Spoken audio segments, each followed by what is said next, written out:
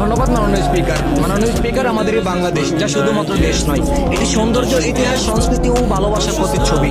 সবুজে ঘেরা মাঠ, নদীর বুকে ভেসে যাওয়া নৌকা আর মানুষের আন্তরিকতায় দেশকে গড়ে তোলে অপরূপ সৌন্দর্যে। ভাষা আন্দোলন ও মুক্তিযুদ্ধের সাহস আমাদের সবচেয়ে বড় গর্ব। এই বাংলার প্রতিটি মাটির কোণায় লুকিয়ে আছে স্বপ্ন, সংগ্রাম ও ভালোবাসার গল্প।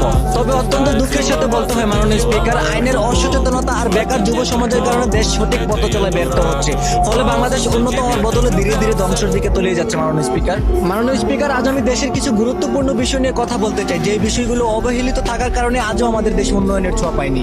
মাননীয় স্পিকার, আমরা সেই বাংলাদেশি যে দেশের প্রধান কাজ হলো চুরি, চাঁদাবাজি, ছিনতাই, খুন খারাপি, যার কারণে আজ আমরা উন্নতিশীল চায়না থেকে প্রায় 1000 বছর পিছিয়ে আছি।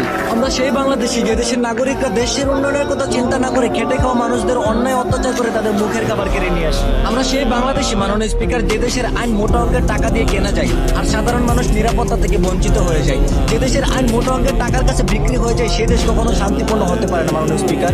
মাননীয় স্পিকার, যে দেশে ভাইয়ের সামনে তার বোনের দর্শন হয়, বাবার সামনে থেকে তার মেয়েকে তুলে নিয়ে দর্শন করতে পারে, ঠিক একই জঘন্য ঘটনা হাজারবার ঘটে যাওয়ার পরে আর কোনো প্রতিবাদ হয় না, এই অকল্পক্ষ দেশে কখনো শান্তি ফিরে আসতে পারে না। এই অশ্লীল জাতি কখনো উন্নয়নের আশা করতে পারে না মাননীয় স্পিকার। যে দেশের রাস্তাঘাটে মা বোনদের নিরাপত্তা নেই, ঘর থেকে বের হলে সুস্থভাবে বাড়ি ফেরার ক্ষমতা নেই, হাজারো স্বপ্ন, আশা, আকাঙ্ক্ষা, চিন্তা এবং দর্শনকারীরা কেড়ে নেই, সে বিশৃঙ্খল দেশের শান্তিতে জীবনযাপন করা বিলাসিতা হয়ে পড়ে মাননীয় স্পিকার।